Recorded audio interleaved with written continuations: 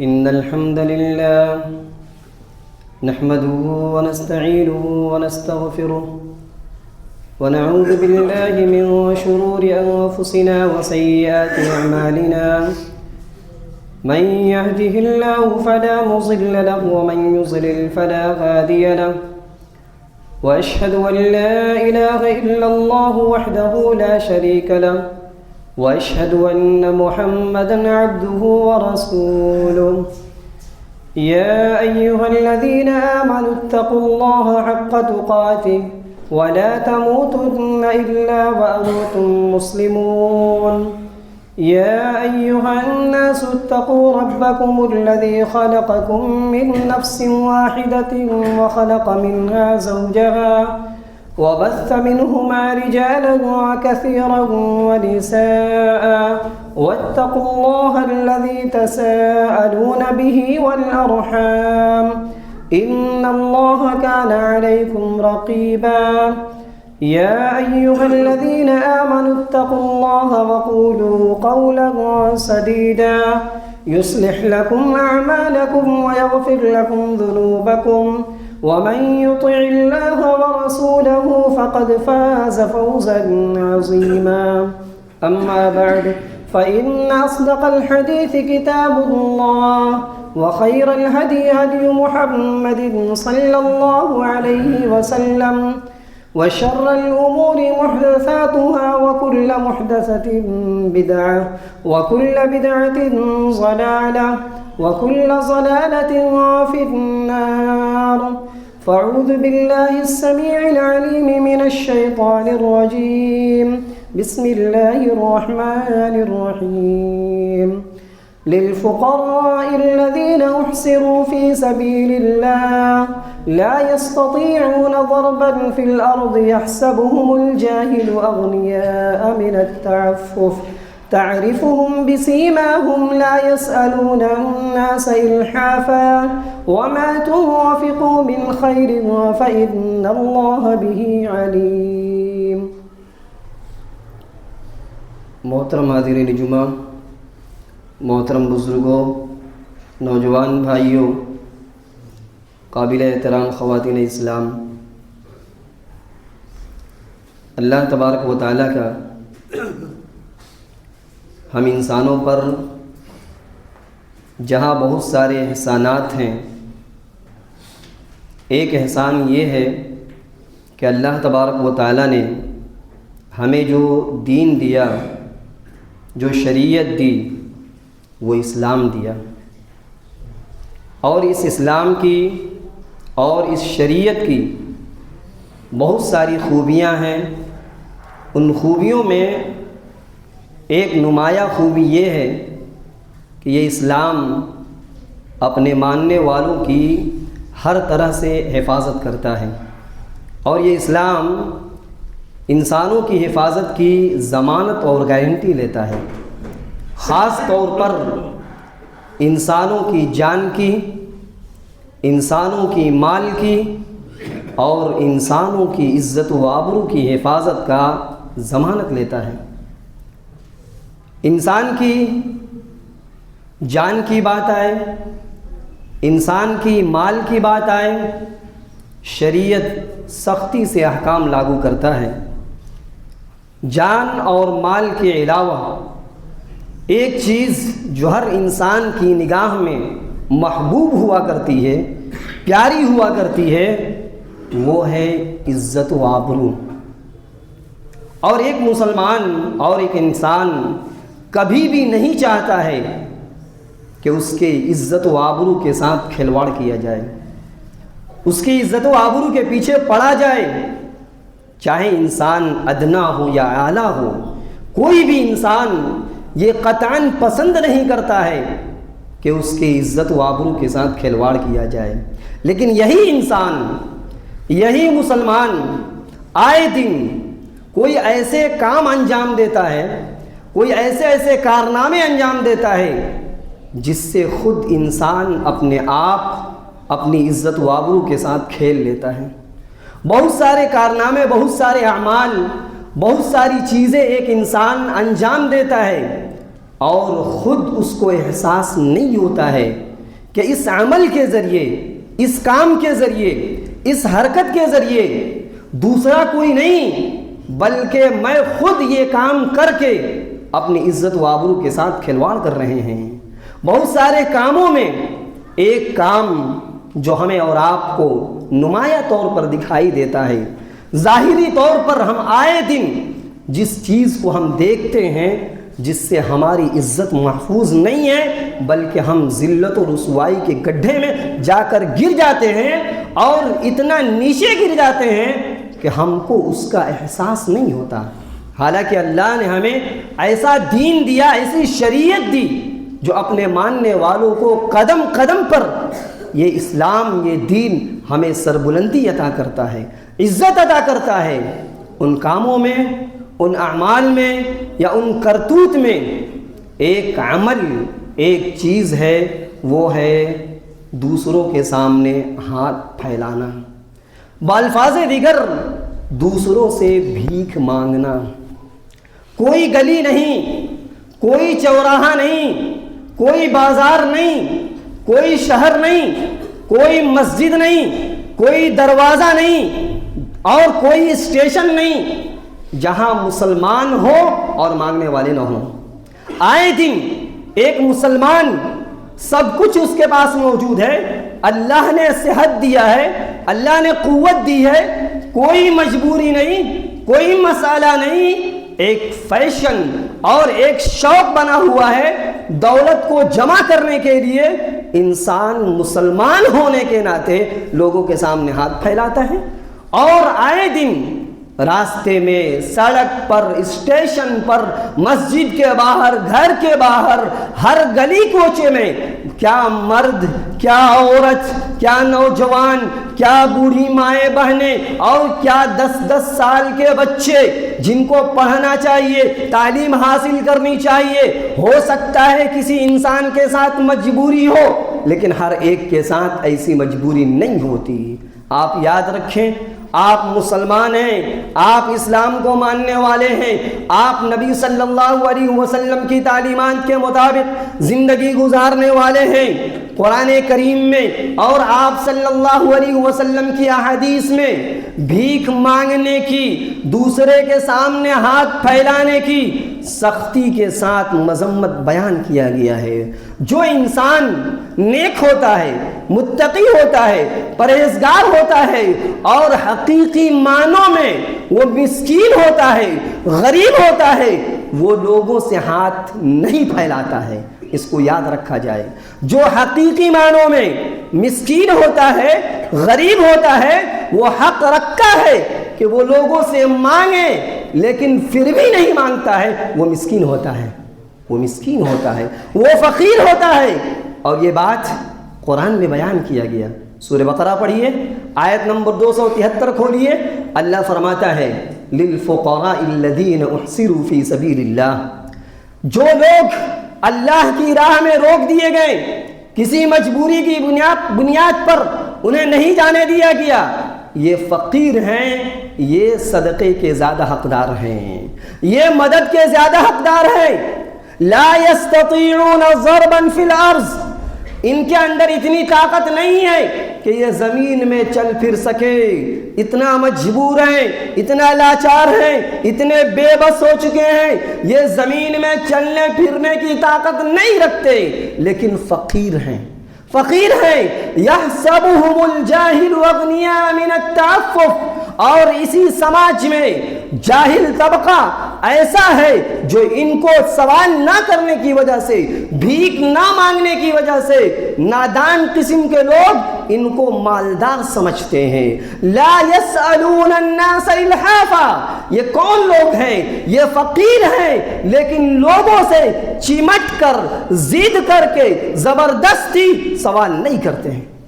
زبردستی نہیں مانگتے، یہ اپنی عزت نفس کو برقرار رکھتے ہیں، یہ دوسروں کے سامنے چپک کر نہیں مانگتے ہیں۔ آج مسلمانوں کی جو حالت ہے، بھیک مانگنے والوں کی جو حالت ہے، آپ راستے سے گزر جائیے، سڑک پر چلے جائیے، ہاسپٹل چلے جائیے، اسٹیشن چلے جائیے، جب تک آپ جیب سے 2-4 پیسے نہ دیں آپ کا پیچھا نہیں چھوڑے گا،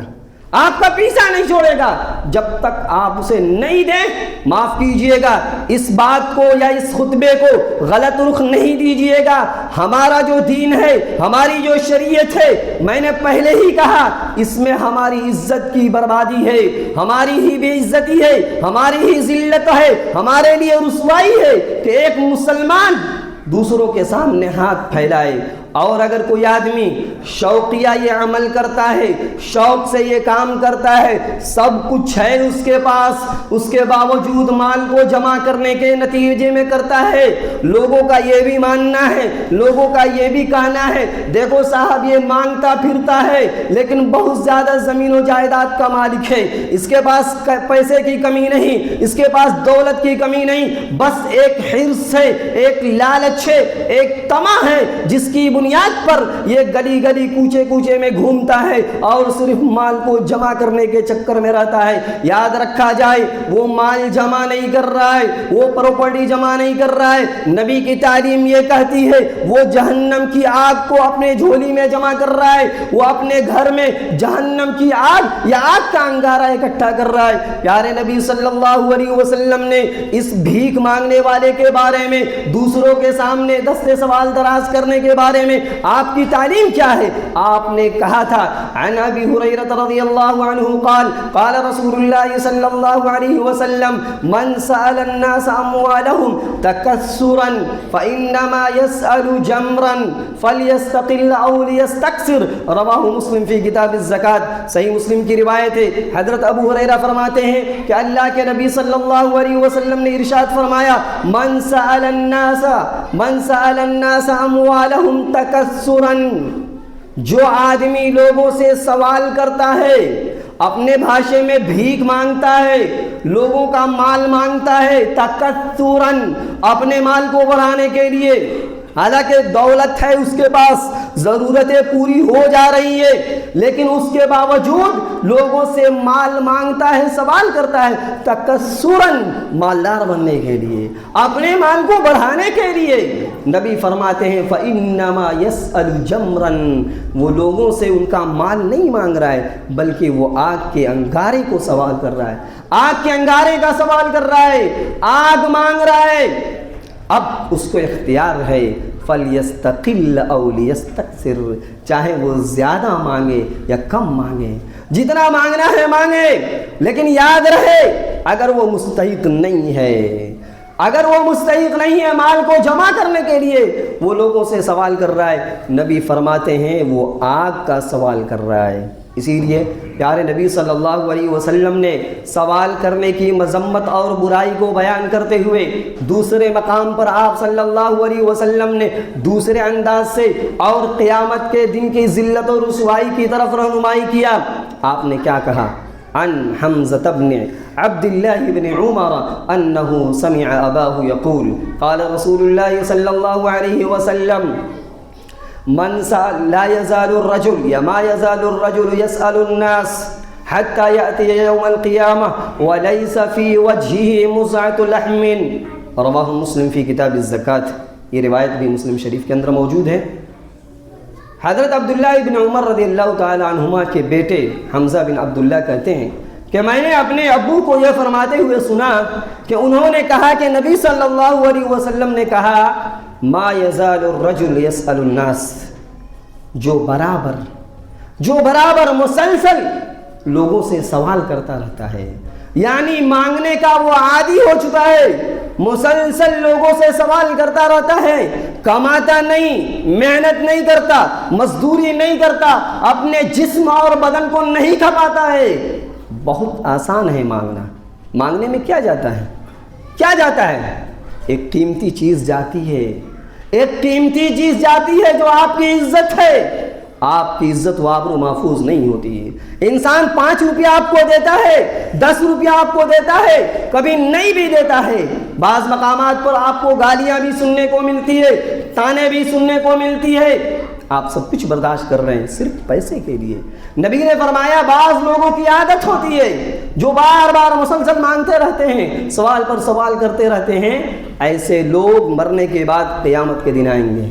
رب کی بارگاہ میں آئیں گے، حالت کیا ہوگی؟ وَلَيْسَ فِي وَجْهِهِ مُزْعَةُ لَحْمٍ، ایسے انسان کے چہرے پر گوشت نہیں ہوگا۔ انسان کا بدن ہو، انسان کا چہرہ ہو اور چہرے سے گوشت ہٹا دیا جائے، صرف ہڈی ہو، کیسا ہوگا؟ انسان اپنے چہرے کو برباد کر رہا ہے، ذلت بھی اٹھا رہا ہے، اور کل قیامت کے دن بھی ایسے انسان کو ذلت و رسوائی کا سامنا کرنا پڑے گا۔ اسی لیے ہماری شریعت کیا کہتی ہے؟ آج ماننے والوں کا ایک سیلاب ہے، آئے دن روزانہ ہر انسان اس کا سامنا کرتا ہے اور اس کو سابقہ کرنا پڑتا ہے۔ ہر انسان کو سابقہ ہے، ہر انسان کو سامنا کرنا پڑتا ہے مانگنے والوں کے حوالے سے۔ نبی کریم صلی اللہ علیہ وسلم کی کچھ رہنمائیاں موجود ہیں جو ہمارے لیے، آپ کے لیے، آپ کے سامنے کوئی مانگنے والا آتا ہے، سوال کرنے والا آتا ہے، ہو سکتا ہے 100 میں 1 آدھ ایسے ہو جو مجبور ہو، جو واقعی حقیقی معنوں میں اس لائق ہو کہ انہیں دینا چاہیے اور دینے کی ضرورت ہو سکتی ہے۔ آپ ہر انسان کو نبی صلی اللہ علیہ وسلم کے اس سلسلے میں رہنمائی یاد رکھنی چاہیے۔ آپ صلی اللہ علیہ وسلم کے زمانے میں بھی مانگنے والے لوگ آتے تھے، آپ مانگنے والے کو جھڑکتے نہیں، آپ برا بھلا نہیں کرتے، اور یہ شریعت کا قاعدہ ہے، وَأَمَّا السَّائِلَ فَلَا تَنْهَرْ، وَأَمَّا السَّائِلَ فَلَا تَنْهَرْ، سوال کرنے والے کو نہ ڈانٹو، نہ جھڑکو، برا بھلا نہ کہو، قاعدے کے ساتھ، سنجیدگی کے ساتھ اسے سمجھایا جائے، انہیں بتایا جائے، انہیں نصیحت کی جائے کہ بھائی محنت کرو، مزدوری کرو، اپنے بدن کو کھپاؤ، رزق حلال کی کوشش کرو، مانگنے کا جو دروازہ ہے اس کو بند کرو۔ آپ صلی اللہ علیہ وسلم نے صحابہ کرام کو نصیحت کی۔ ایک حدیث دیکھیں، عن ثوبان قال قال رسول اللہ صلی اللہ علیہ وسلم ومن يتقبل لي بواحدة أتقبل له بالجنة قال قلت أنا يا رسول الله قال لا تسأل الناس قال فكان ثوبان يقع صوته لا يقول لأحد ناولنيه حتى ينزل فيأخذه رواه ابن ماجہ، ابن ماجہ کی صحیح روایت ہے۔ ثوبان اپنا واقعہ بیان کرتے ہیں، کہتے ہیں کہ نبی صلی اللہ علیہ وسلم نے ایک بات بیان کی اور کہا وَمَن يَتَقَبَّلُ لِي بِوَاحِدَةٍ، کون ہے جو ایک چیز کی ضمانت دے دے، میں اسے جنت کی ضمانت دیتا ہوں۔ صحابہ موجود ہیں، ثوبان رضی اللہ عنہ موجود ہیں، یہ کہتے ہیں کہ میں نے فٹاک سے کہا اے اللہ کے رسول آپ بتلائیے، آپ کیا کہنا چاہتے ہیں، کون سی ذمہ داری آپ لینا چاہتے ہیں، کون سی چیز آپ کہنا چاہتے ہیں، آپ بیان کیجئے۔ آپ نے کہا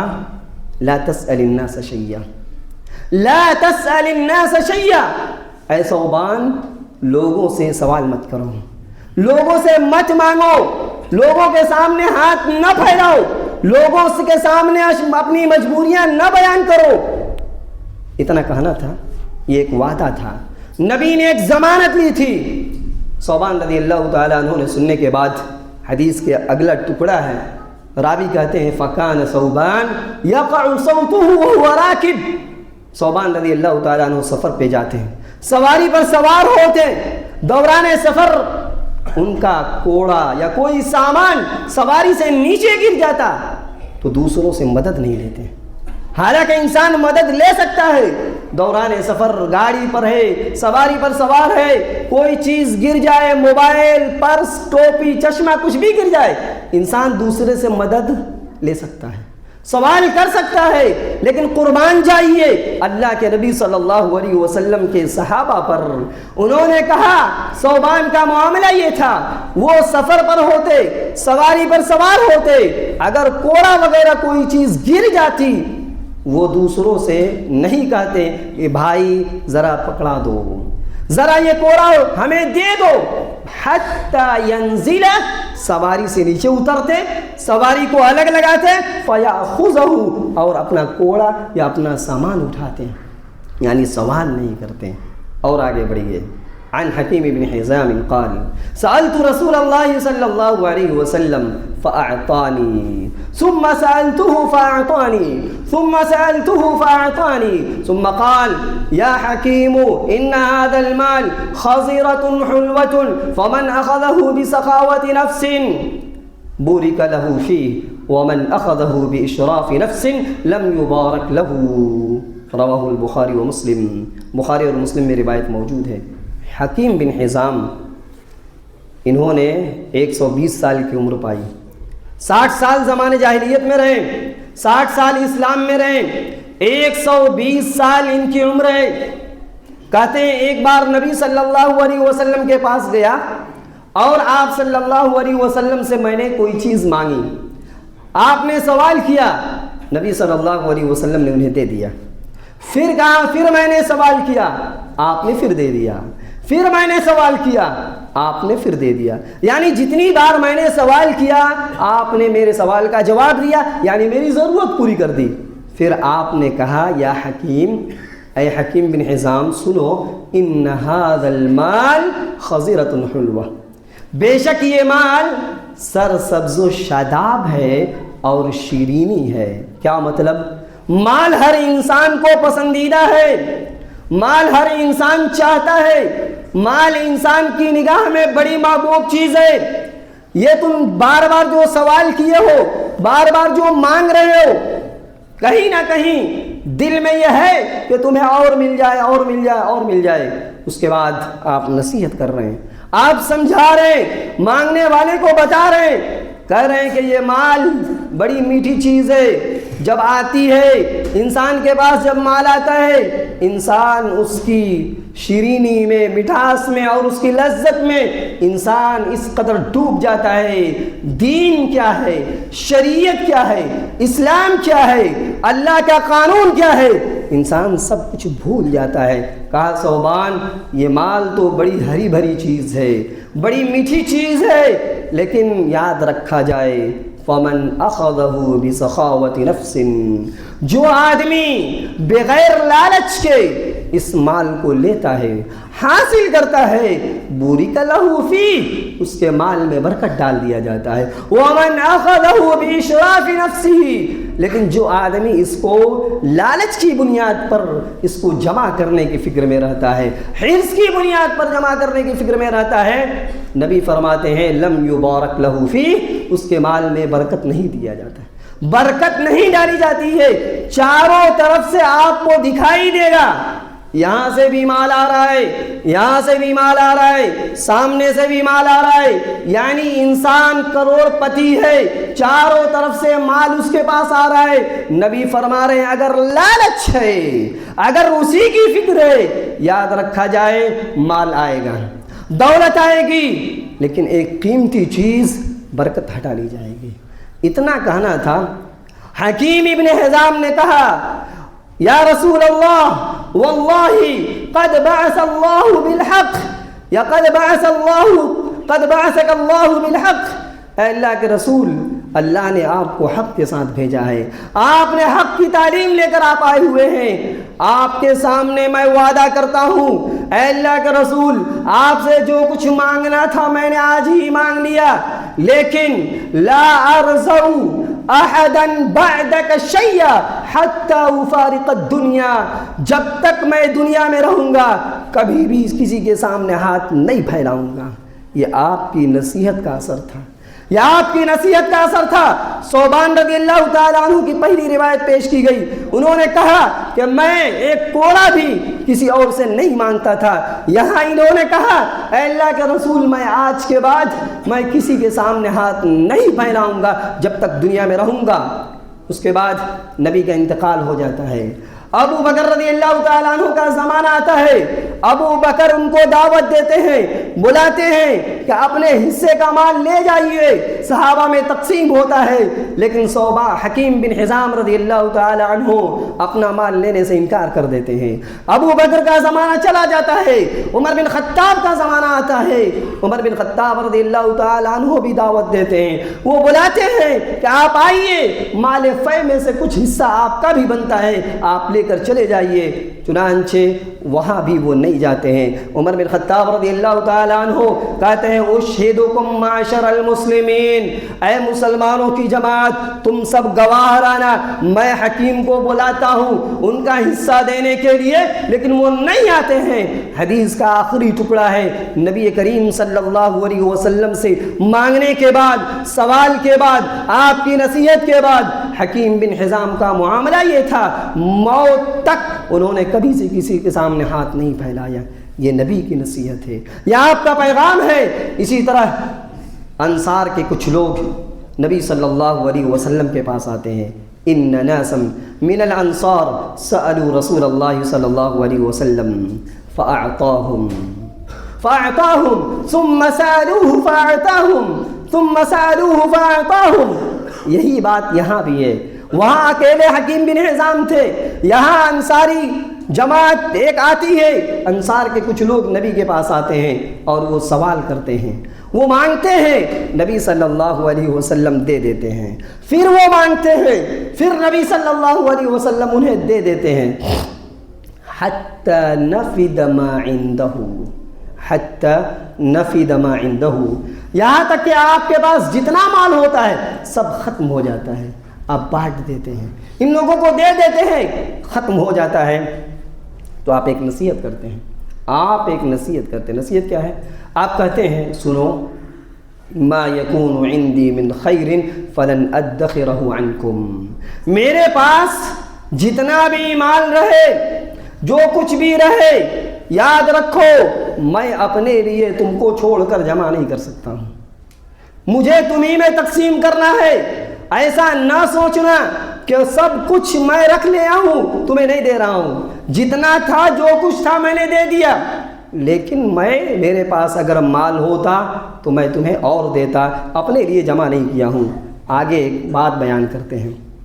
آج لوگوں کا ماننا ہے، مانگنے والوں کا کہنا ہے بھائی مانگنا تو ہمارا پیشہ ہے،